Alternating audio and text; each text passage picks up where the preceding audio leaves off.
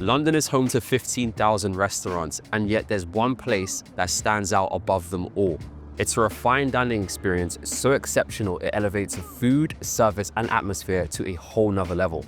But here's the catch. It's not even in London. It's in New York. For the past few months, I've been traveling across Europe trying to find the best refined experiences. But in every conversation, there's one city that keeps coming up, and that's New York. So I've traveled 3,459 miles to 11 Madison Park, a restaurant named the best in the world. It's got 3 Michelin stars and a reputation that precedes it. But there's a twist. This famous dining spot is now completely vegan. So I'm here to find out if it can maintain its status as the king of refined dining and if it's worth it. Let's find out. Before we head inside, we have to talk about the building 11 Madison Park is in. EMP is located on the ground floor of the iconic MetLife North building in the Flatiron District in New York City. This building was originally intended to be the tallest in the world, but due to the Great Depression, construction came to a halt in 1928. But today we still have this 30-story Art Deco skyscraper which stands boldly across the street from Madison Square Park. So 11 Madison opened in 1998 by restaurateur Danny Meyer, originally serving steak and classic dishes. In 2006, chef Daniel Hum and Will Giedra began working at 11 Madison Park. And then in 2011, they purchased it from Danny Meyer, which documented the early stages of EMP's rise. Now, stepping inside, we're greeted by the staff and our coats are quickly checked in. And the first thing that stands out to me is how grand the interior of the room is. Extremely tall ceilings and enormous sash windows, just letting me know I'm somewhere special. But I didn't stop here. The furniture is also impressive in neutral colors and fine fabrics. It had been custom designed by New York City-based architecture firm called Allied Works. We took our seats at a corner table, which is a treat of its own. I'm not sure how we managed to get this, but I wasn't complaining. One thing I have to say is that the waiters were incredibly well dressed. I found out that their entire uniform was crafted by New York City-based menswear designer Todd Snyder. All right, let's get into the food, shall we? To set the table straight, 11 Madison Park only allows reservations, and we opted for the full tasting menu, which includes 9 courses at an eye-watering price. I'll let you know about that later on. Now, I can't wait for the show to start. I'm no food connoisseur, but with the help of the waiters, by the end of this meal, I'll be able to deliver a speech worthy of its own Michelin star. But for now, when I say it's good, that means it's good. And here's the first dish. Onion and leek. It has roasted allium tea, onion rice and Thai basil, marinated leek salad with green chili. It reminds me of sushi. It's subtle in taste, but I love the hint of green chili and roasted allium tea. The marinated leek salad is probably the prettiest presentation of food I've ever seen. This is the perfect consistency. The taste wasn't distinct, but I liked that it was very easy to eat and had a nice bite to it. We quickly move on to the next dish, which is laminated brioche with squash butter. Now, this is a messy dish, but it was delicious. This brioche has a crispy exterior and the flakes flew everywhere the second you cut into it. But the inside was warm and soft. It practically melted into your mouth. It was sweet and savory and came with a squash butter that was the perfect complement. This was the best loaf of bread I've ever come encounter with. So far, I can say the service is actually impeccable. The second we got here and sat down, we've had our second course. Once you finish your food, your plate disappears. A glass has never been empty, so it's looking good so far. Next is the tamburi with avocado, cucumber, and mint.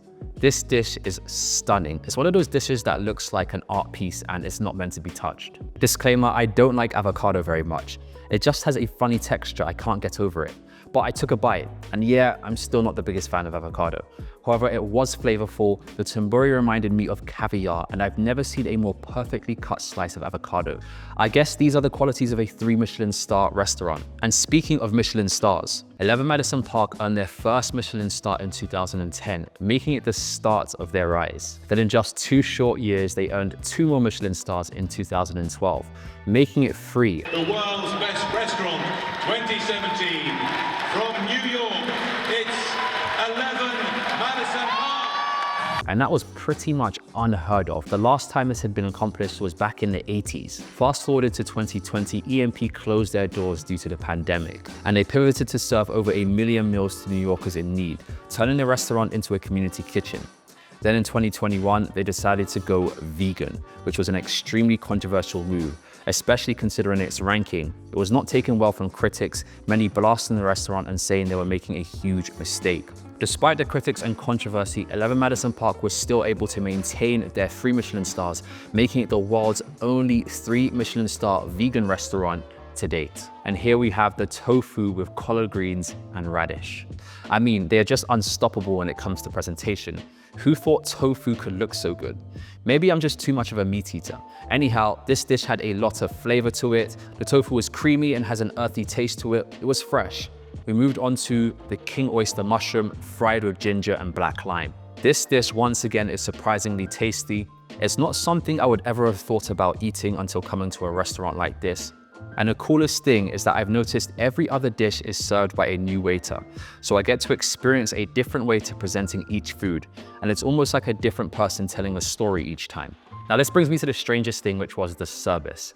Well, it wasn't strange, it was exceptional. At one point, I was almost certain they could read our mind. Because every time I was thinking of something, they would come out the next moment with an answer. When I was eating the bread, it was getting messy, but not noticeably messy. Anyways, the second I had that thought, someone had come out from the back and had swept up the mess and cleaned my plate. I was in shock. I turned to Lucy and said, "Do you think they put a microphone in our first dish?" And I swallowed it, and now they can hear our thoughts. Speaking of service, 11 Madison Park is famous for their New York City hot dog story. During a particular busy lunch, Deirdre overheard a table of food-obsessed vacationers discussing how despite going to all of the city's finest restaurants, they hadn't had time to get a regular New York hot dog. And that was a light bulb moment for Deirdre.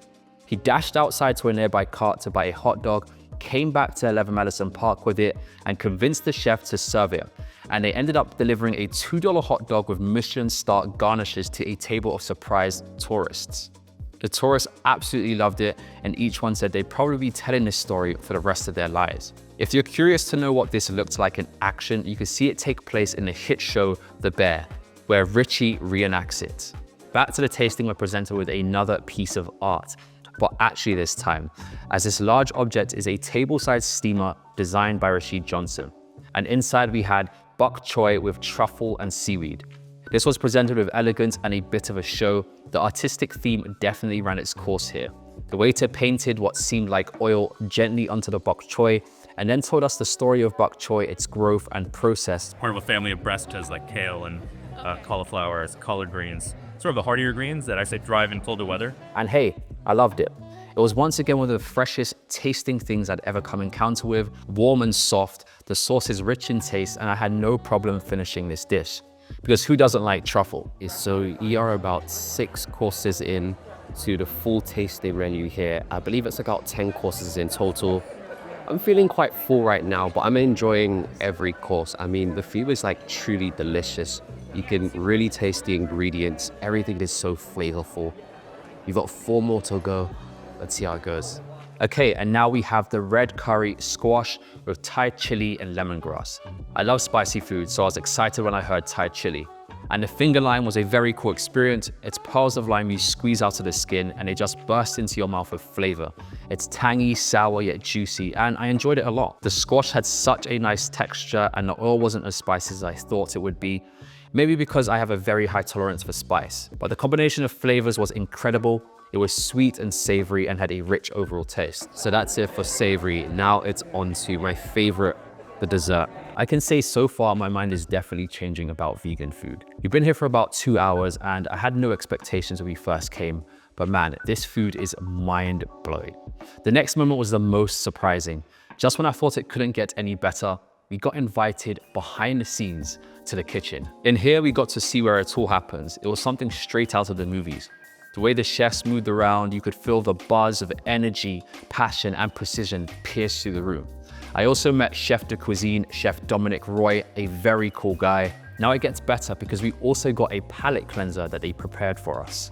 It was fresh maple dipped into a special EMP snow made of apples. And this was probably one of the sweetest and most delicious desserts I've ever tasted. Such a fun experience. Back at the table, we are served with dessert number 2, shall I say, grape mochi with ginger and vanilla. The mochi was presented like a taco and oh my gosh, this was incredible. The mochi was chewy, almost like candy, but soft at the same time. It was cold and has an almost frozen sorbet texture on the inside. The grapes tasted like a dream. It almost felt as though they had just been picked, washed, and placed on our plate. They were that fresh. Lastly, it was the sesame pretzel with chocolate. I liked the coat rack looking presentation. It was soft and almost tasted like a peanut butter chocolate bar. I was expecting a crunch, but it had none. Just soft all the way through, and it melted in your mouth. Delicious. Now to end, we had the vermouth in these heavy James Bond-esque glasses. The ice had the 11 Madison logo embossed onto it, and it was a pleasure to drink. So in total, including tip and sales tax for 2 people, we spent $900.40. So this is a once-in-a-lifetime experience, and I was excited about the opportunity to eat at 11 Madison Park. Initially, I thought coming to what is said to be one of the best restaurants in the world would give me this culinary experience that might change the way that I saw food, especially because there's no meat in it. There's also this idea that eating at a 3 Michelin star restaurant means that the food is automatically out of this world. And that was true, but that's not what this meal meant for me. You see, everyone seems passionate about what they were doing, and it showed not just in the food, but how the waiters presented the food, described the ingredients, and answered our questions. It was a masterclass in excellence. As I left 11 Madison Park, I found myself thinking about how I could bring that same level of care and attention in my own life. What this restaurant ended up being for me was a lesson in service and the power of going above and beyond for people. But most importantly, it taught me not to judge a vegetable by its color. Thanks for watching. Make sure to like and subscribe, as most of you aren't. For more videos like this, check out the next 2 that are gonna pop up on the screen, and I'll see you in the next one.